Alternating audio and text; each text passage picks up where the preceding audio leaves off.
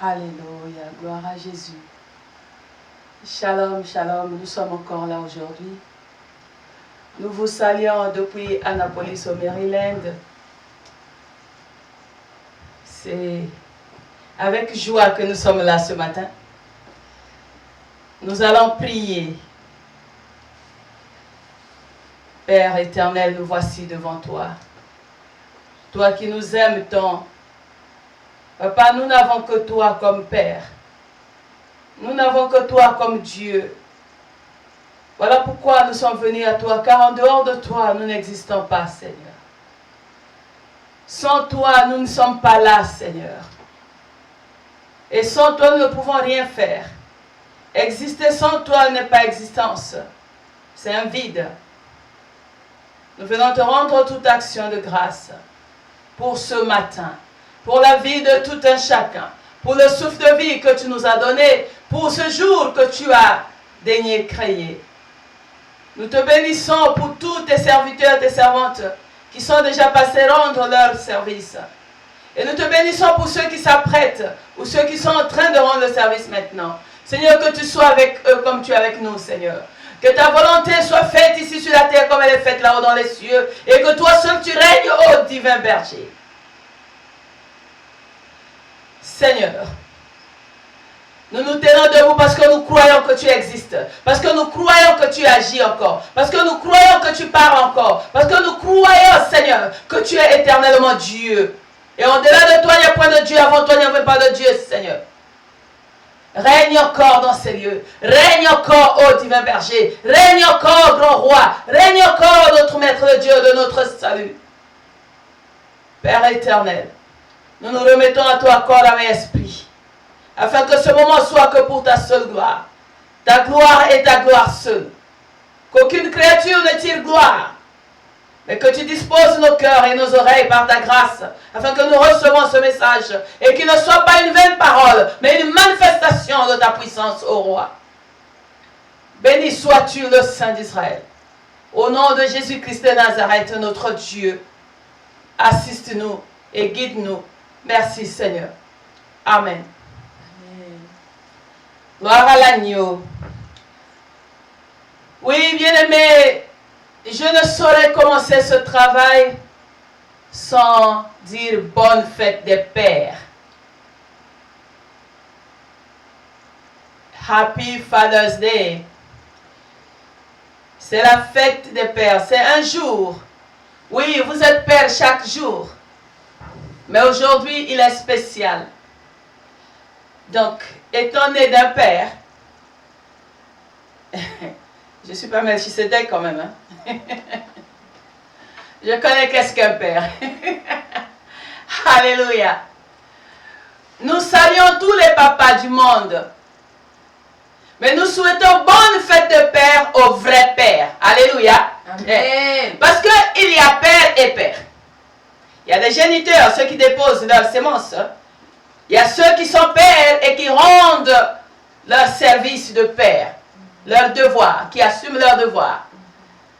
Vraiment, ici, nous ne mâchons pas les mots. J'ai dit, il y a des papas qui déposent seulement, ils sont partis. Et ils attendent quand la sémence a grandi pour venir réclamer que c'était mon fils. Et certains sont des multiplicateurs. Gloire à Jésus. Parce qu'un homme peut avoir même 1000 enfants par an. Je suis fière de vous, parce que vous êtes très forts. Mais je bénis Dieu pour tous ceux, pour tout papa qui donne le temps, qui est là pour l'éducation de ses enfants, qui aime ses enfants, qui encadre ses enfants, qui est un modèle pour ses enfants, qui est fier de ses enfants, qui les oriente surtout dans la voie du Seigneur. Oui, nos papas, c'est vrai. Quand un enfant se comporte bien, c'est la gloire du Père. Quand il se comporte mal, c'est la honte de la mère. Ce n'est pas un problème. Mais vous avez votre rôle à jouer. Et c'est ce jour, selon moi, ça n'engage que moi, que nous célébrons que les vrais papas. C'est pas parce que tu as mis au monde, non, nous célébrons les vrais papas. Ceux qui transmettent le bon à leurs enfants. Ceux qui sont des modèles. Que demain même après eux, les enfants pourront dire, mon père me disait souvent. Mon père me disait souvent. Mon père faisait ceci. Parce que quand un père passe, il continue à vivre dans ses enfants. Pas des pères qui apprennent aux enfants à fumer à l'âge de 8 ans. Ou des pères qui demandent à la femme, pourquoi tu ne t'es pas contrôlé? D'où vient que tu es enceinte? Des papas irresponsables. Aujourd'hui, nous célébrons les vrais pères. Comme je le dis, une mère, ce n'est pas toujours celle qui a mis au monde, c'est celle qui encadre. C'est celle qui prend soin de l'enfant. Donc c'est la même manière pour les pères aussi aujourd'hui. Et dites pas, mais elle a un point avec papa. Non. J'ai eu la grâce d'avoir un merveilleux papa sur cette terre que je ne pourrais changer en aucun cas. Et je bénis Dieu pour le Père des orphelins, lui qui est notre Dieu. Parce que tu vas dire que je n'ai pas de papa, pourquoi je célèbre Dieu? C'est ton Père. C'est ton Père éternel. Donc nous rendons continuellement toute action de grâce. Je compatis avec ceux qui pleurent leur Père aujourd'hui. Lève tes yeux vers le ciel. Tu as un papa éternel. Le Père biologique que tu as, c'est Dieu qui l'a mandaté. Bien que certains ont échoué à leur mission, mais le tien, je crois qu'il a été le meilleur. Que Dieu te bénisse, toi qui es Père, toi qui es vrai Père, tu es dans nos prières. Merci pour la sagesse que vous nous transmettez, pour le rôle que vous jouez dans la société. Que Dieu bénisse tous les papas. Bonne fête des pères. Happy Father's Day to every good and reliable father. May God bless all of you. Amen. Oui, bien-aimé, ceci étant dit. Oui, mais attends, les papas bougent la tête. Moi, ce n'est pas mon problème. Moi, j'ai dit seulement ce que je connais d'un père. Un père te transmet les valeurs de la vie. Un père t'oriente. Un père est un berger. Il te redirige quand tu veux te perdre. Ce n'est pas celui qui dit oui à tout. Ce n'est pas celui qui t'entraîne à la perdition. Non, il faut qu'on se le dise. Ce n'est pas celui qui est un mauvais exemple que l'enfant dit non, je ne veux pas être comme lui. Ça fait honte, n'est-ce pas? Amen. Mais ce matin, je viens avec un autre thème. C'est calme. Où sont les amis de Facebook? Je sais que vous viendrez après parce que c'est un jour spécial de Père et les gens sont ici et là. Mais cela me permet de travailler en sorte que quand vous viendrez, vous trouverez la table déjà faite. Nous passons à notre message de ce jour.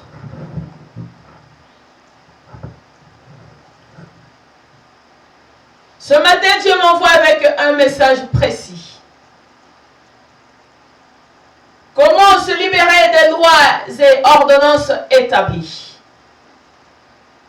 Comment se libérer des lois et ordonnances établies? Alléluia. Amen. Dieu veut t'apprendre à te libérer. Donc c'est un message de la délivrance. Dieu veut te parler de la délivrance. Comment tu peux accéder à la délivrance? Mais sans aller plus loin, je veux d'abord te signaler que la délivrance est désirable. Je ne peux pas t'imposer la délivrance. Tu dois d'abord prendre conscience du problème. Oui, shalom la sœur Zita, que Dieu te bénisse. Tu dois d'abord prendre conscience qu'il y a un problème, et il y a un ça ne va pas, et c'est là que tu cherches la délivrance. Amen. Donc, on peut prier pour toi. Si au fond de toi, tu n'es pas prêt pour la délivrance, nous allons perdre notre temps. Et encore, elle est continuelle. Ce n'est pas quand tu as délivré aujourd'hui, tu es déjà parfait, c'est fini, non. Chaque jour, quand Dieu te convainc d'un ça ne va pas, tu demandes la délivrance. Gloire à Jésus. Donc, nous allons parler de comment se libérer des lois et ordonnances établies. Amen. Amen. Pour ce faire, nous commençons à lire dans Jean au chapitre 1, du verset 1 à 3. Jean chapitre 1 du verset 1 à 3.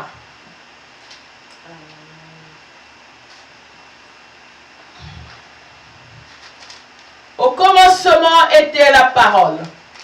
Et la parole était avec Dieu. Et la parole était Dieu. Elle était au commencement avec Dieu. Toutes choses ont été faites par elle. Et rien de ce qui a été fait n'a été fait sans elle. Amen. Amen. La Bible dit, au commencement était la parole. Okay. Alléluia. Nous parlons des ordonnances et des lois établies. Alléluia. Amen. Pourquoi nous sommes partis dans Jean 1 du verset 1 à 3 pour voir la place de la parole. La place de la parole. Quand il y a des lois ou des ordonnances, c'est qu'il y a eu une parole prononcée. C'est que les gens ont utilisé la parole. La parole est créatrice. Et la parole de Dieu supplante tout. Bien-aimé, la parole a une puissance. Qu'est-ce qui sort de ta bouche? Qu'est-ce qui est dit de toi? Qu'est-ce qu'on a décidé sur toi, contre toi ou pour toi? Mais il faut qu'il y ait la parole. Donc, tant qu'il n'y a pas une parole prononcée, rien ne peut se faire. La parole peut être audible, ou elle peut être une pensée au-dedans de toi. Des murmures au-dedans de soi. L'expression, bien-aimé. Qu'est-ce qu'on a dit de toi? Qu'est-ce qu'ils ont décidé contre toi ou pour toi? La place de la parole. Dieu a décidé de créer par sa parole. Et nous croyons cela par la foi, que tout ce que nous voyons, tout ce qui est créé du visible à l'invisible a été créé par la parole. Alléluia, gloire à Jésus. Donc la place de la parole. Souvent les gens sous-estiment des paroles. Il ne faut pas sous-estimer la parole. Et il ne faut pas utiliser la parole sans réfléchir. Au risque d'être traité de sorcier. Beaucoup de gens sont accusés de sorciers parce qu'ils utilisent mal leurs paroles. Et ils regrettent après. Tu as certainement voulu dire du bien ou conseiller, mais la manière dont la phrase est sortie, ça fait mal. Et quand il y a un quiproquo, ça retombe sur toi. Alléluia. Amen. Gloire à Jésus. Donc, je veux que tu comprennes qu'est-ce que la parole. Il faut que nous sachions comment utiliser notre parole. Et que tu ne sois pas distrait des paroles que tu entends. Il faut prêter attention de ce qu'on t'a dit. La parole bénie, la parole maudit. Parce que la Bible dit que de la même bouche, tu ne peux pas prononcer et les paroles de malédiction et les paroles de bénédiction. Amen. Donc ta langue, ça interpelle aussi ta langue qui est d'un feu, qui fait éclater. Oui, mais tu es en retard, tu me poses la question, ne me distrais pas. Donc, c'est ce qui nous fait travailler aujourd'hui, bien-aimés. La parole. Qu'est-ce que tu dis? Et qu'est-ce qui est dit de toi?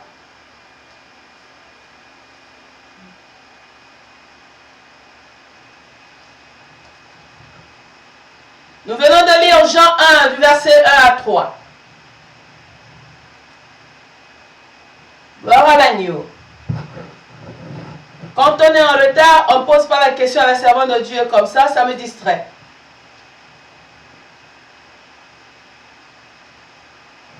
Donc, nous parlons de comment se libérer des ordonnances et des lois établies. S'il y a des lois, s'il y a des ordonnances, c'est que les gens ont parlé. Et leur parole a commencé à prendre effet.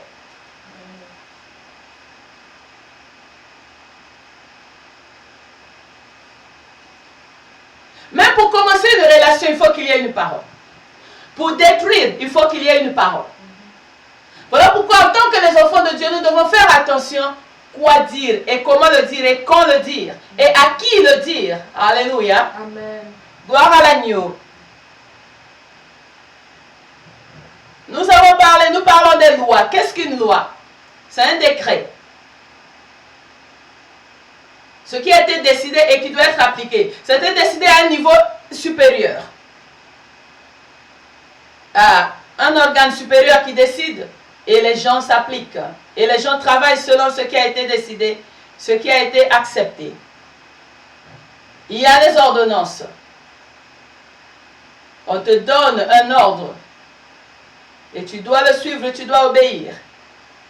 C'est une prescription, bien-aimé. Alors, quand nous parlons des lois établies ou des ordonnances, il y a beaucoup de dimensions, il y a beaucoup c'est-à-dire de sphères, de niveaux. Nous avons les lois coutumières. Donc, dans nos coutumes, il y a des lois établies. Nous avons, dans le système gouvernemental, il y a des lois établies. Nous avons la loi la loi du mariage. Nous avons les lois qui régissent les contrats que nous avons dans le business. Nous avons le système établi. Nous avons les interdits alimentaires. Nous avons les distinctions de jour. Nous allons voir tout cela dans la Bible. En commençant par les lois coutumières. Tu vas dire ça concerne que les Africains. Non. Ça concerne l'être humain. Qu'est-ce que tes ancêtres avaient décidé et ce que tu suis, que tu le veuilles ou pas, et qui a l'effet sur ta vie. Mais quand Dieu se dit comment se libérer des lois établies, ça veut dire que c'est quelque chose qui ne t'arrange pas. Donc nous ne parlerons pas de ce qui est positif, de ce qui est négatif, qui influence ta vie. Merci Jésus. Merci Jésus. Les lois qui commandent ta vie sans que tu te rendes compte. Ça te télécommande, ça te téléguide. Il y a des gens qui ont des comportements, tu comprends, mais pourquoi cette personne ne peut pas mieux se comporter? Non, il y a des lois établies, il y a une parole qui a été déjà dite sur cette famille ou sur cette personne et vous êtes en train de suivre comme des moutons sans vous rendre compte. Alléluia. Gloire à Jésus. Nous allons lire pour cela dans le livre de la Genèse au chapitre 29. Nous parlons des lois coutumiers. Genèse au chapitre 29 du verset 13 à 28. Genèse au chapitre 29 du verset 13 à 28.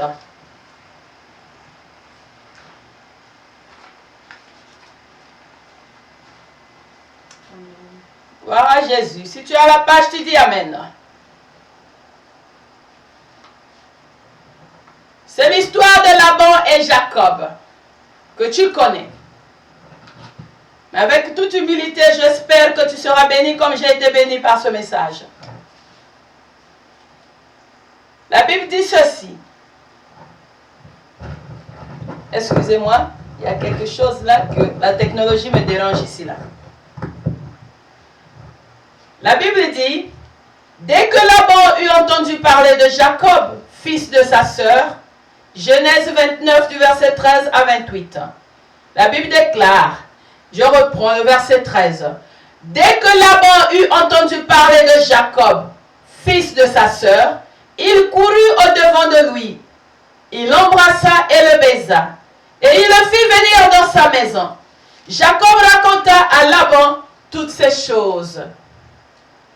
Et Laban lui dit, certainement tu es mon os et ma chair. Jacob demeura 1 mois chez Laban. Verset 15.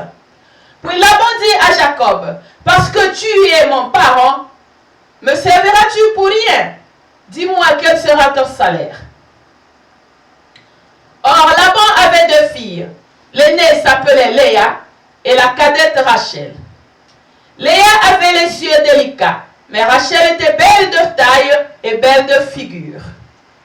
Jacob aima Rachel et il dit, je te servirai 7 ans pour Rachel, ta fille cadette. Et Laban dit, j'aime mieux te la donner que de la donner à un autre homme. Reste chez moi. Ainsi Jacob servit 7 années pour Rachel et elles furent à ses yeux comme quelques jours parce qu'il l'aimait. Ensuite Jacob dit à Laban, donne-moi ma femme car mon temps est accompli et j'irai vers elle. Laban réunit tous les gens du lieu et fit un festin. Le soir, il prit Léa, sa fille, et la mena vers Jacob, qui s'approcha d'elle. Et Laban donna pour servante à Léa, sa fille, Zilpa, sa servante. Non, pour Léa, sa fille, Zilpa, sa servante. Le lendemain matin, voilà que c'était Léa. Alors, Jacob dit à Laban, qu'est-ce que tu m'as fait? N'est-ce pas pour Rachel que j'ai servi chez toi? Pourquoi m'as-tu trompé? Écoutons le verset 26, bien-aimé. Laban dit, ce n'est point la coutume dans ce lieu de donner la cadette avant l'aîné. Hey. Verset 27. Achève la semaine avec celle-ci et nous te donnerons aussi l'autre pour le service que tu feras encore chez moi pendant 7 nouvelles années. Jacob fit ainsi et il acheva la semaine avec Léa, puis Laban lui donna pour femme Rachel, sa fille. Parole du Seigneur. Alléluia. Merci, vous pouvez vous asseoir. Bien-aimé, c'est une loi coutumière. Au verset 26, nous venons de voir que Laban dit, il n'est pas de coutume. Dans nos sociétés, il y a des coutumes. Partout au monde. Pour ce cas que nous avons, la cadette ne peut pas aller au mariage avant l'aîné. Quel blocage! Quel blocage! Combien de gens subissent cela? Et si la grande sœur a un mauvais comportement? Et Dieu qui fait grâce à qui il veut, comme il veut, quand il veut, s'il fait passer la cadette avant.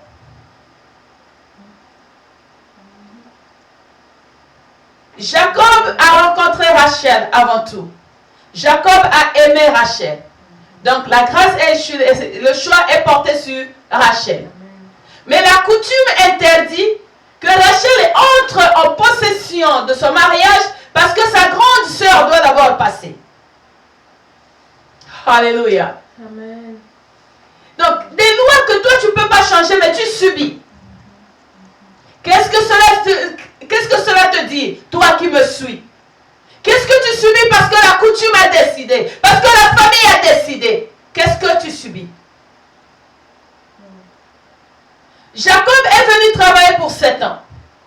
Il a accepté de servir pour 7 ans pour la femme qu'il a aimée. Mais la coutume l'impose plus de 7 ans pour avoir la femme qu'il a aimée. Imaginons que c'était un monsieur moins sérieux, il pouvait partir. Et Rachel perdait son mariage. Combien d'entre nous perdent le mariage à cause des lois coutumières? Tu es de telle tribu, tu ne peux pas marier une personne de telle tribu. Alléluia. Amen. Où les parents décident quelle femme prendre, quel mari prendre, les lois et coutumes.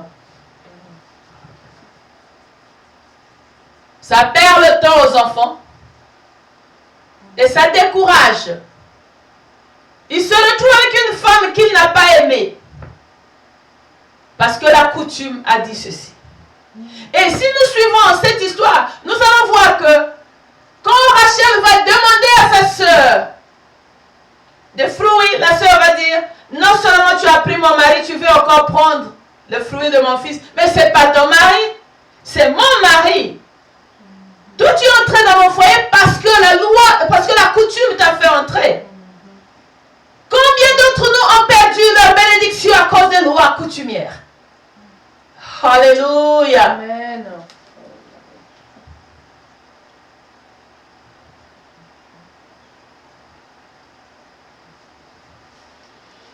Les lois qui n'honorent pas Dieu. Non, l'aîné doit d'abord aller avant. Mais Jacob n'a pas aimé l'aîné. Bien, mais ce sont les situations que nous vivons. Alléluia. Amen.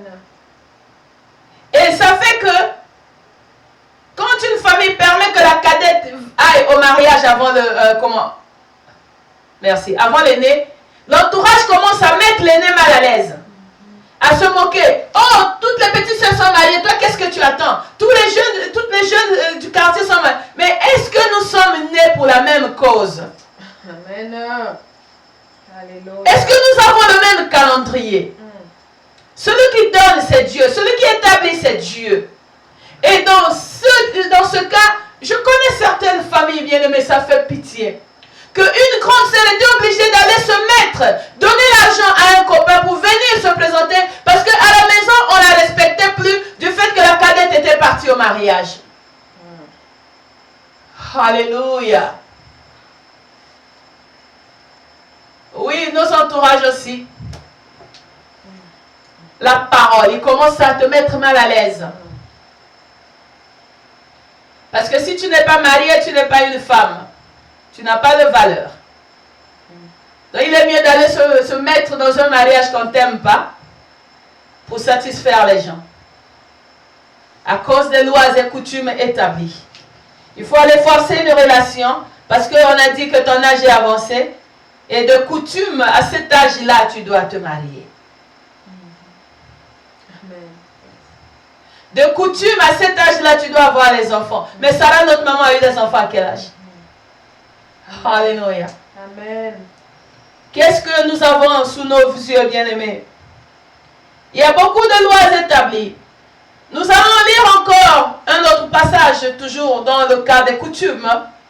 Nous sommes dans le livre de Ruth au chapitre 3. Ruth chapitre 3 du verset 11 à 13. Ruth chapitre 3.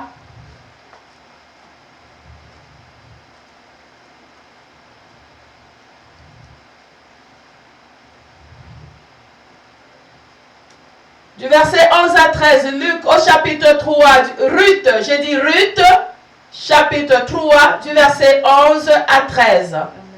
La Bible déclare, « Maintenant ma fille, ne crains point, je ferai pour toi tout ce que tu diras, car toute... » Excusez-moi, je reprends. « Maintenant ma fille, ne crains point, je ferai pour toi tout ce que tu diras. Car toute la porte de mon peuple, c'est que tu es une femme vertueuse. Il est bien vrai que j'ai droit de rachat, mais il en existe un. Merci.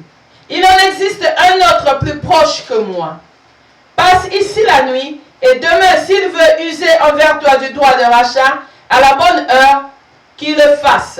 Mais s'il ne lui plaît pas d'en user envers toi, j'en userai moi, l'Éternel. J'en userai moi. L'Éternel est vivant, reste couché jusqu'au matin. Si tu peux aller avec moi au chapitre 4, du verset 8 à 13. C'est l'histoire de Ruth et Boaz. La Bible dit dans Ruth 4, du verset 8 à 13, la Bible dit ceci.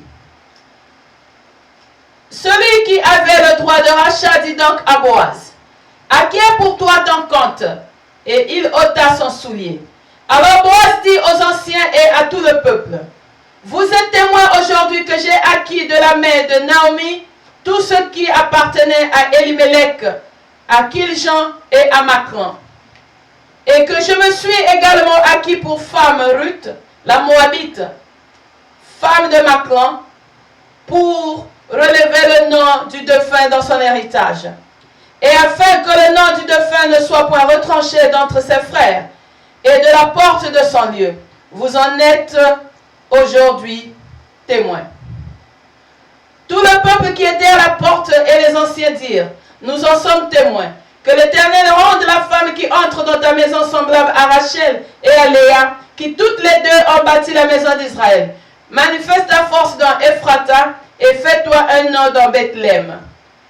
Puisse la postérité que l'Éternel te donnera par cette jeune femme rende ta maison semblable à la maison de Péret qui fut enfantée à Juda par Tamar. » Boaz prit Ruth qui devint sa femme et il alla vers elle. L'Éternel permit à Ruth de concevoir Et elle enfanta un fils. Amen. Amen. Bien-aimé, le droit de rachat. Encore les lois coutumières.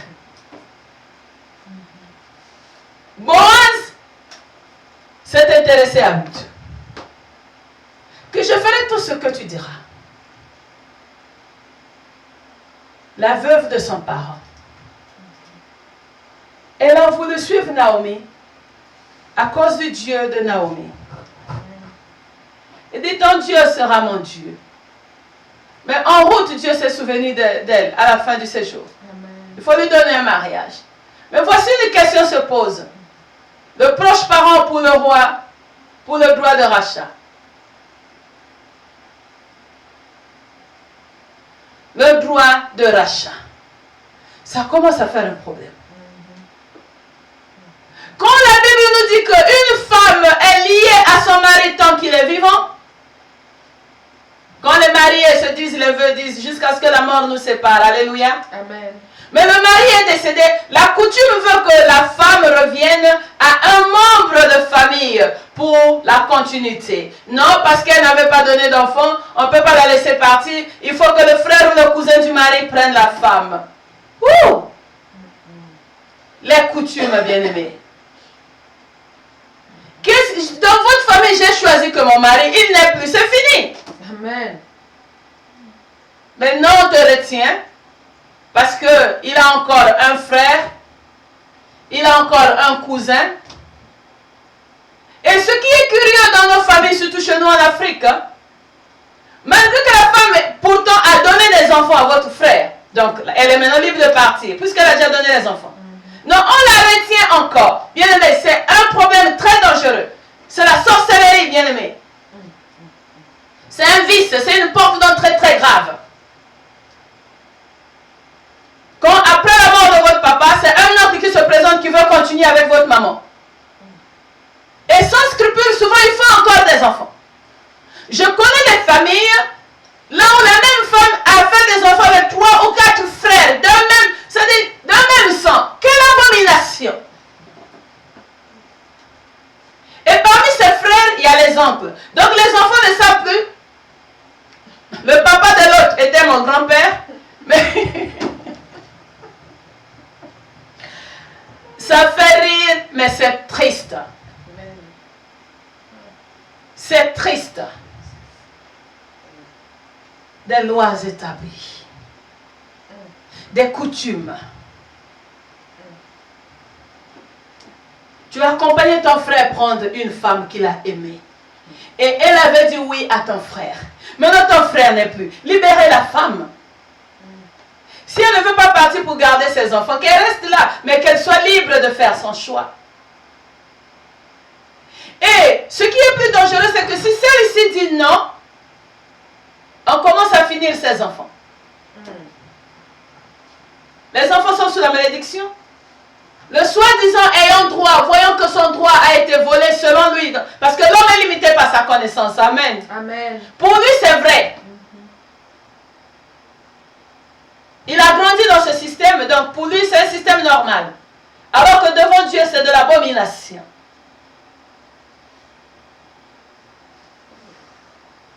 Gloire soit rendue à Dieu pour Ruth. Bien aimé, c'est très important d'être en Jésus. Amen. Si Ruth n'avait pas accepté le Dieu de Naomi, elle perdrait ça. Elle perdrait le mariage. Miraculeusement, Dieu l'a aidé. Celui qui avait, soi-disant, le droit de rachat, je suis sûr qu'il n'était même pas responsable.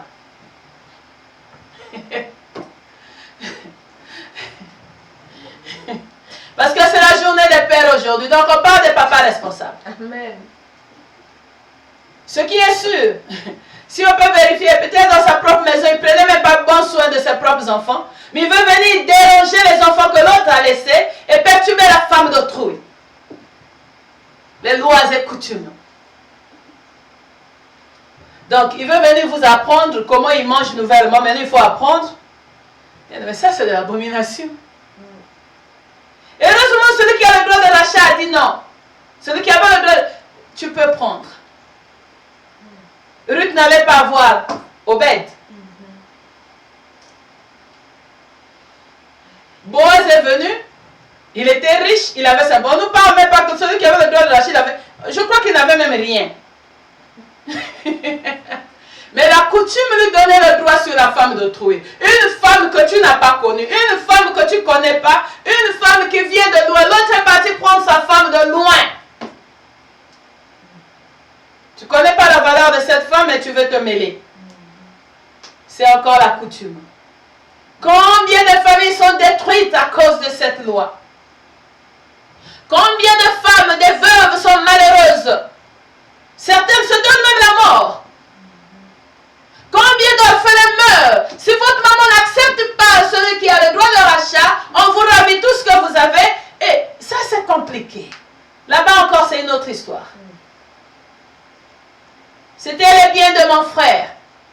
Mais il a travaillé avec sa femme. Il a travaillé pour ses enfants. Non, la coutume dit que c'est son frère ou son neveu qui viendront prendre. Et la place des enfants est où? Bien aimé, le droit coutumier, il y a aussi de bonnes choses. Alléluia. Amen. Tout n'est pas mauvais, mais nous parlons des vices, de ce qui est mauvais. Heureusement que le monsieur a dit non, non, non, je laisse la main. Donc Ruth allait se retrouver dans les mains de celui qu'elle n'aime pas, qui ne peut même pas pourvoir pour elle. Non, parce que c'est le frère du mari. Et dans nos villages, dans nos pays, parfois quelqu'un paysan qui vient du village, non, c'est lui maintenant ton mari. Oh, que Dieu aide la coutume chez nous. Alléluia. Amen. Boaz veut s'engager, mais il doit attendre la décision. Vous voyez que ce sont les lois qui vous diminuent, qui vous limitent. Un gaillard comme Boaz, il voit une femme et dit, oh, Yabongi Nanga, celle-là me convient. Mais il y a un malabar là-bas qui s'élève, qui dit, moi, j'ai encore le droit de... Et souvent quand tu vois ces cousins-là, même du vivant de votre père, ils n'étaient même pas là. Même s'ils étaient là, c'était des oncles. Comme aujourd'hui, tu entres dans la chambre de mon père. Ça, c'est écourter ta propre vie d'abord. Aller après la femme de ton défunt frère, c'est écourter ta vie. Mais c'est la coutume. L'ignorance, bien-aimé. L'ignorance. Nous sommes toujours dans les lois établies.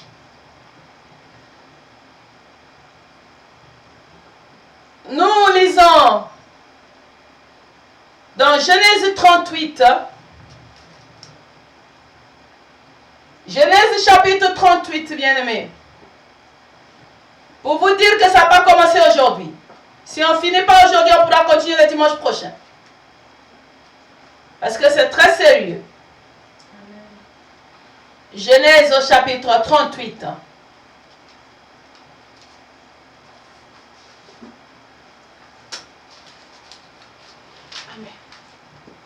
À partir du verset 6, la Bible déclare ceci. Judas prit pour Er, son premier-né, une femme nommée Tamar. Er, premier-né de Judas, était méchant aux yeux de l'Éternel. Et l'Éternel le fit mourir. Alors Judas dit à Onan, va vers la femme de ton frère, prends-la comme beau-frère et suscite une postérité à ton frère. Onan, sachant que cette postérité ne serait pas à lui, se souillait à terre lorsqu'il allait vers la femme de son frère, afin de ne pas donner de postérité à son frère. Ce qu'il faisait déplut à l'Éternel, qui le fit aussi mourir. Alors Judas dit à Tamar, sa belle-fille, demeure veuve dans la maison de ton père, jusqu'à ce que Sheila, mon fils, soit grand. Il parlait ainsi dans la crainte que Sheila ne mourût comme ses frères. Tamar s'en allait et elle habita dans la maison de son père. Les jours s'écoulèrent et la jeune fille de Shua, femme de Judas, mourut.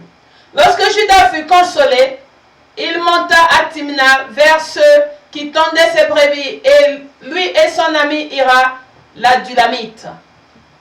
On en informa à Tamar et on lui dit, voici ton beau-père qui monte à Timna pour tendre ses brebis. Alors elle ôta ses habits de veuve, elle se couvrit d'un voile et s'enveloppa, et elle s'assit à l'entrée de Naïm sur le chemin de Timna, car elle voyait que Sheila était devenu grand et qu'elle ne lui était point donnée pour femme. Judas la vit et la prit pour une prostituée parce qu'elle avait couvert son visage.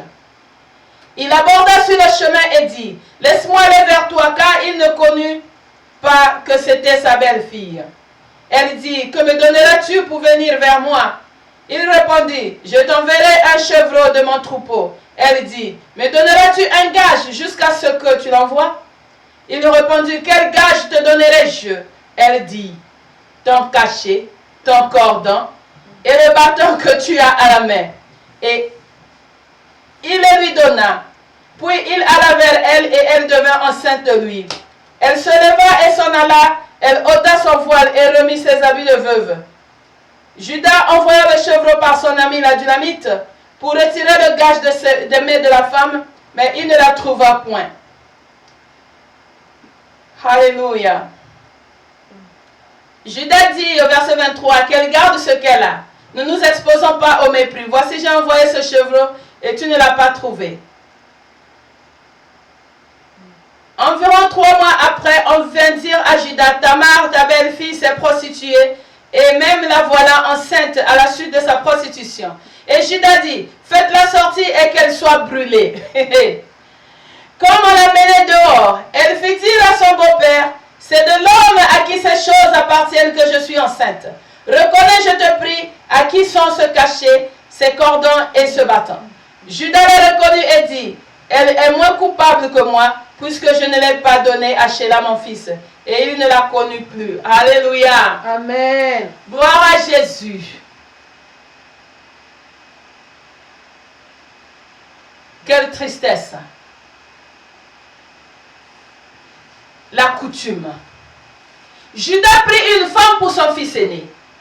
Le fils meurt. Il n'a pas fait d'enfant avec cette femme. Au lieu de libérer la femme, il propose la femme à son deuxième fils. Est-ce que c'était le choix du deuxième fils? Non. Celui-ci aussi mourut.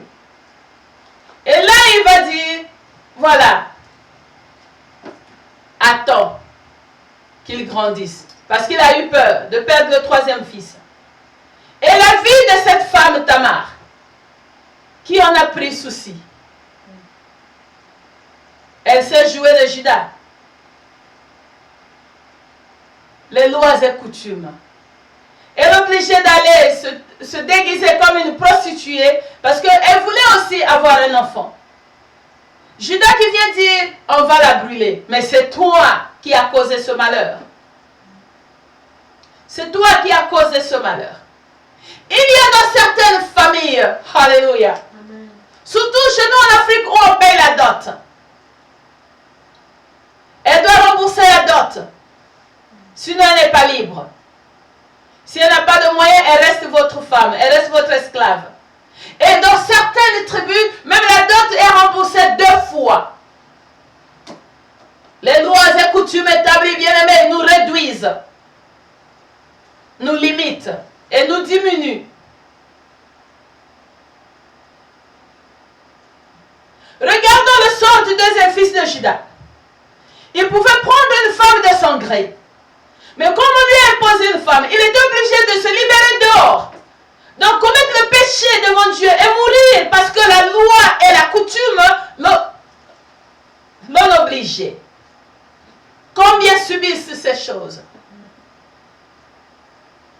Tu avais ton mari jeune, je connais encore. Un jeune meurt, laisse sa jeune femme, on donne à un vieillard, non, il a le droit de rachat. Qui a même l'âge plus que son père.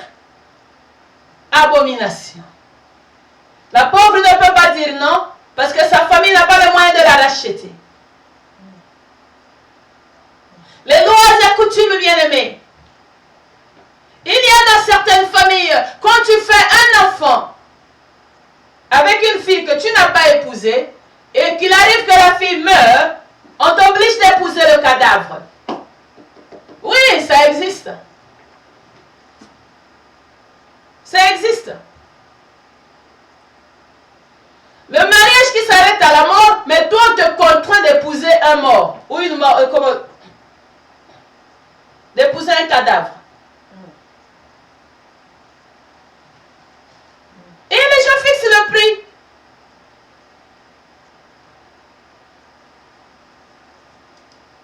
Alléluia. Combien d'hommes aujourd'hui qui ont épousé des cadavres ont des femmes de nuit?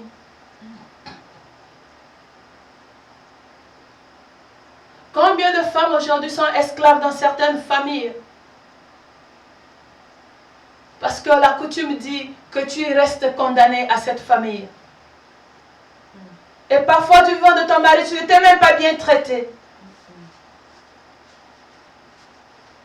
Au lieu de rentrer chez toi pour reprendre ta vie, on t'oblige de rester. Et tu restes encore avec une condition de prendre le frère, le cousin ou le neveu de ton mari. Alléluia. Bien-aimés, ce sont des faits que nous vivons chaque jour. Ce sont des faits que nous vivons, bien-aimés.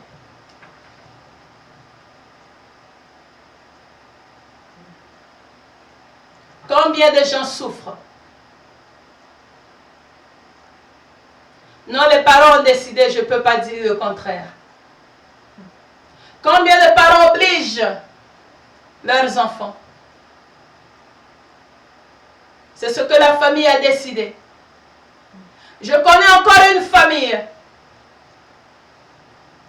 qui a préféré détruire un foyer conjugal et donner leur fille à un neveu parce qu'il était nanti et l'actuel mari de leur nièce n'avait pas l'argent. Sans tenir compte de la volonté de ces deux, sans tenir compte du sort des enfants, on sacrifie les enfants comme ça. La loi et les coutumes. Nous les subissons, bien-aimés, directement ou indirectement. Il y a des familles aujourd'hui, on ne sait plus qui est la tante, qui est l'oncle, parce qu'une femme a eu des enfants avec différentes générations de cette famille. Donc tu es maintenant la chaise de leur famille. Celui-ci s'assoit, quitte, l'autre vient s'asseoir, l'autre vient s'asseoir. C'est toi l'idiote. Et les parents de la femme aussi étant de même coutume, sont affaiblis. Mais Dieu veut te libérer de ces moyens. Alléluia. Dieu veut te libérer de cela, bien-aimé.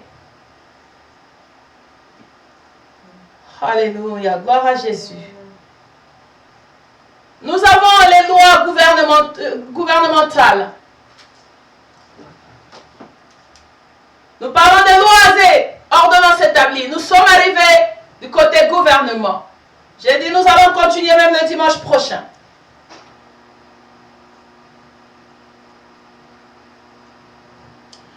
Pour ce faire, nous lisons le livre de Daniel.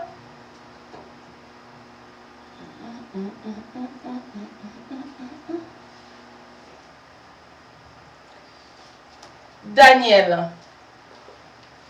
Nous lisons le livre du prophète Daniel. Je sais que tu es déjà arrivé, mais ne me demande pas quel chapitre.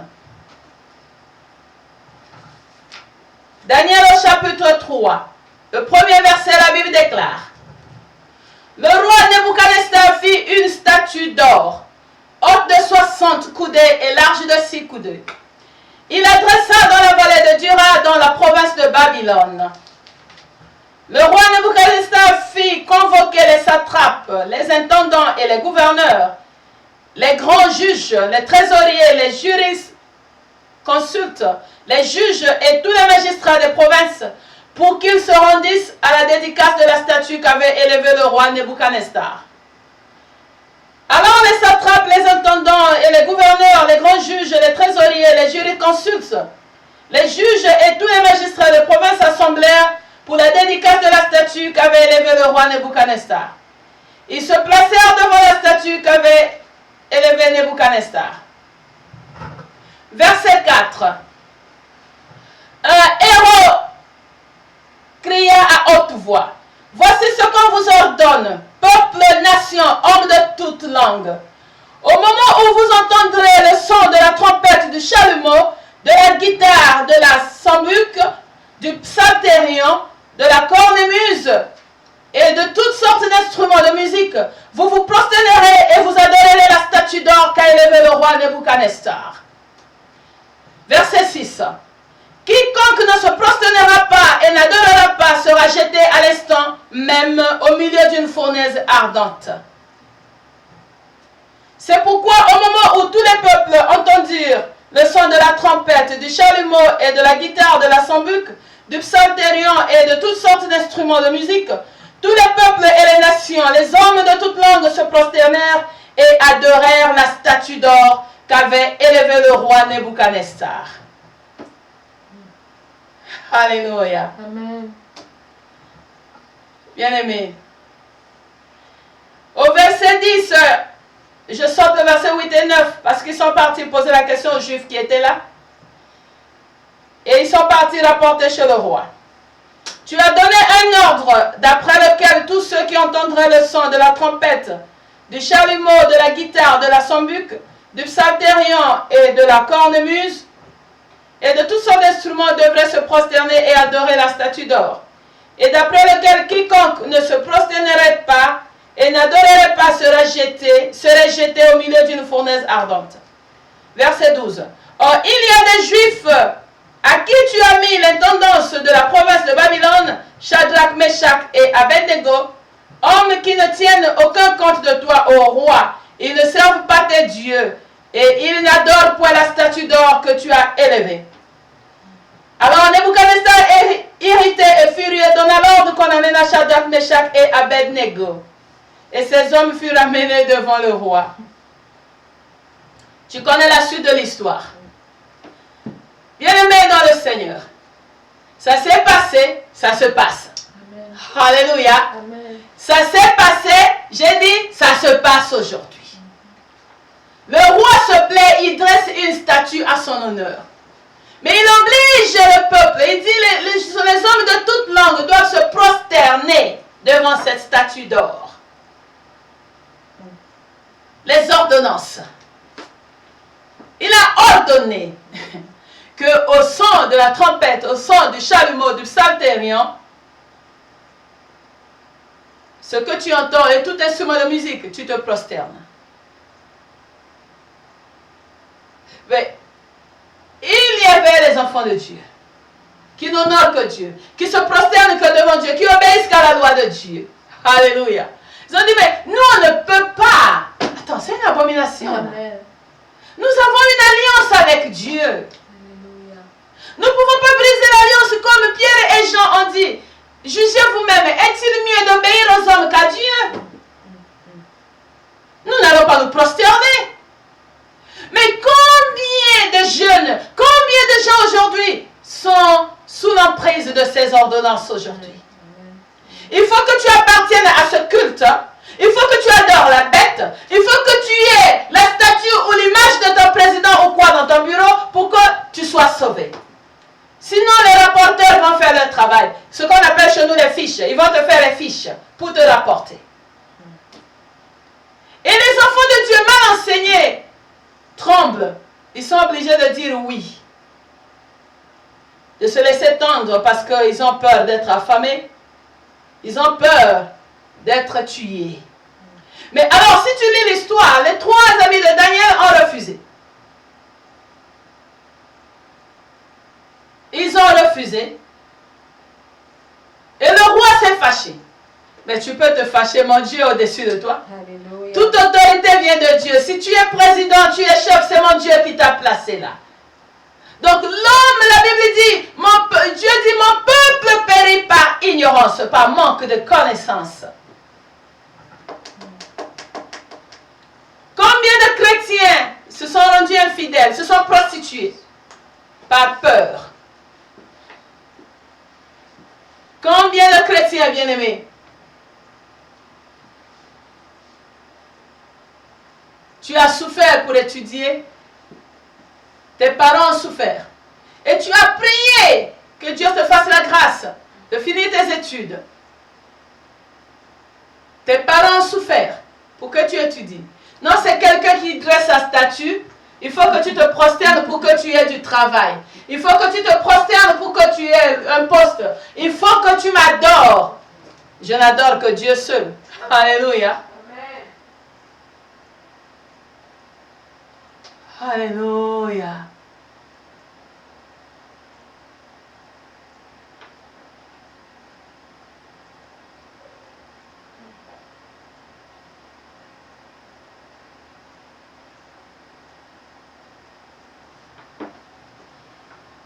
Père de gloire. Bien, mais ça fait mal quand tu penses à cela. Combien de vies sont écourtées? Combien des âmes sont perdues? Parce qu'on veut obéir à la statue d'or. Et toi qui n'obéis pas, c'est toi qui es rebelle. C'est toi qui es mauvais. C'est toi qui ne connais pas. C'est toi qui ne veux pas la réussite. Et il y a même certains membres de famille qui disent, fais comme les autres. Il y a même des femmes qui poussent leur mari, mais fais comme les autres. Moi aussi j'aimerais aller en vacances. Moi, pour les vacances, tu vas vendre l'âme de ton mari. Et ce sont tes enfants aussi qui vont subir. Combien de gens sacrifient leur famille pour faire plaisir à la statue d'or? Pour plaire au roi. Nous devons être soumis aux autorités, oui. Mais quand ça n'engage pas la loi du Seigneur, quand ça ne touche pas l'autorité divine, nous devons avoir un discernement, bien-aimé, une conscience sainte. Avant de dire oui, réfléchis. En quoi tu dis Amen? Et il y a cela même dans nos assemblées. Quand un homme de Dieu se lève, il faut acclamer, il faut vous lever, il faut acclamer, il faut acclamer. Ah. Tu n'acclames pas, tu as un problème. Et il y a des gens qui veillent, qui surveillent. Cela n'a pas dit Amen. Cela ne s'est pas levé. Alléluia. Bien-aimé. C'est la vérité, n'est-ce pas? Amen. Alors Dieu dit, tu te prosterneras devant lui seul. Devant combien de gens nous nous prosternons, bien-aimés? Daniel lui-même aussi a été persécuté. Parce qu'il priait 3 fois. Non, quand on a besoin de lui, il est en prière. Il n'écoute pas. Comme punition, on le met dans la fosse au lion. Dieu l'a délivré. Shadrach, Meshach et Abednego, les amis, dans la fournaise ardente qui a été chauffée même 7 fois plus que d'usage. Dieu les a délivrés. Amen. Est-ce que tu vois là où nous sommes en train de partir? Amen. Tu as besoin de Dieu. Malheureusement, il y a certains d'entre nous, tu dis que tu as un Dieu, mais quand il arrive, c'est-à-dire la bête parle, Nebuchadnezzar parle, tu trembles. Mais tu diminues ton Dieu. Tu diminues ton Dieu, bien-aimé. Et si nous voyons l'histoire de Daniel ou de ses amis, nous voyons qu'à la fin, le roi s'est converti. Le roi a dit désormais le vrai Dieu, c'est le Dieu de Daniel. Le vrai Dieu, c'est le Dieu de Shadrach, Meshach, Abednego. Alléluia. Le Dieu que tu as, c'est celui qui gagne les défis toujours. Pourquoi tu as peur? Vous savez pourquoi on a peur? Parce que nous ne lisons pas la Bible. Amen. Ou encore, nous lisons la Bible, nous ne la méditons pas. Ou encore, nous la méditons, mais nous ne croyons pas ce qui est écrit, que c'est la vérité. Alors que nous avons lu que tout a été créé par la parole de Dieu. Qui est au-dessus de la parole de Dieu? Les combats n'ont pas commencé aujourd'hui, bien-aimés. Les combats n'ont pas commencé aujourd'hui. Combien de gens subissent ces choses? Des abominations qu'on ne peut pas citer sur cette chair. Que les gens sont obligés de se laisser faire par peur du châtiment. Non, sinon on viendra pour tuer ma famille. Sinon on viendra tuer mes enfants. Sinon, si j'accepte pas ce mariage-là, on va vous tuer. Si je n'accepte pas de m'adorer, de me prosterner, on va m'enlever de ce poste. Est-ce que tu sais que tu répondras devant Dieu pour la compromission? Une vie de compromission est une vie d'esclavage. Combien d'entre nous, bien-aimés,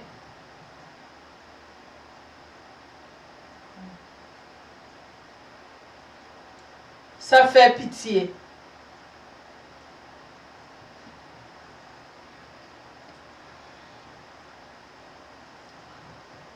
Il y a des assemblées qui empêchent leurs chrétiens qu'un noir ne peut pas épouser un blanc.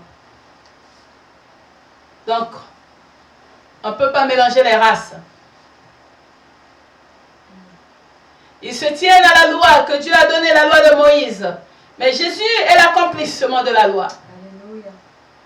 Paul dit dans Galates qu'en Jésus, il n'y a ni grec, ni juif, ni esclave. Nous sommes tous un en Jésus. Le mur de séparation a été brisé. Mais jusqu'alors, j'ai dit même les assemblées qui se disent de Dieu interdisent à leurs adeptes de prendre en mariage les gens d'une différente race. Ça se fait encore aujourd'hui. En sorte qu'ils ont des mariages arrangés entre eux, qui finissent dans le désarroi, qui fabriquent plus de victimes surtout que des esclaves. Les lois et les ordonnances établies. Ce que les hommes ont fait, bien-aimés. Quand ils se rassemblent, qu'est-ce qu'ils se disent? Qu'est-ce qu'ils prennent comme décision? On a vu autant de Nimrod. Genèse chapitre 11. On ne va pas lire, tu vas lire toi-même. Au temps de Nimrod, les hommes se sont entendus pour bâtir une tour qui n'honorait pas Dieu. Quand les gens s'entendent, c'est comme... Il y a des gens il faut prier qu'ils ne soient jamais amis. Alléluia. Il y a des amitiés qui sont fondées que pour détruire. Amen. Ils se retrouvent pour critiquer une personne. Ils s'appellent seulement parce qu'ils doivent critiquer une personne. La génération des Nimrod, qui finit toujours dans la confusion. Bien, mais quand tu as affaire aux gens comme ça, il faut envoyer la confusion. L'Éternel des armées, si tu lis dans Genèse 11, a dit, allons-y, confondons leur langage. Parce que quand ils ne peuvent pas avoir un même langage, ils ne peuvent pas bâtir.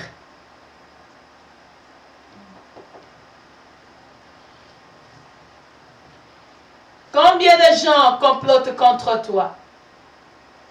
Combien complotent contre les gloires?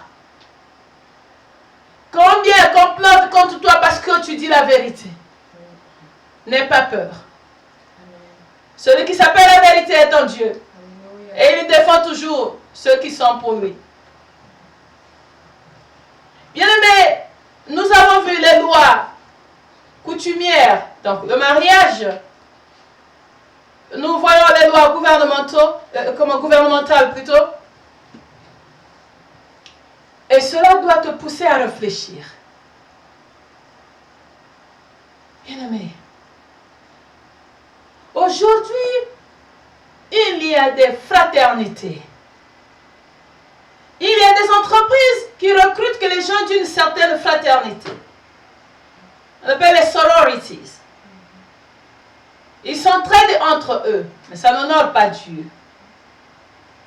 Dans nos pays là-bas, si tu ne te prosternes pas devant la statue ou tu n'adhères pas, tu ne peux pas avoir de travail, quel que soit ce que tu connais. Les gens se font adorer.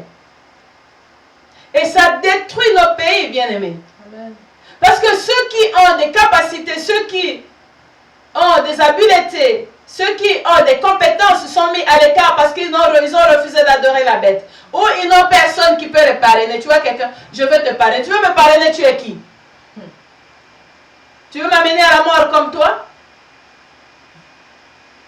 Réveillons-nous, bien-aimés. Christ est encore sur son trône. Amen. Je veux m'arrêter ici. Que tu réfléchisses. Où est-ce que tu te retrouves? Nous nous sommes arrêtés sur les lois coutumières et les lois gouvernementales. Les lois de le mariage. Nous avons vu, merci Jésus, le cas de notre bien-aimé Joseph. Joseph, Dieu l'a choisi.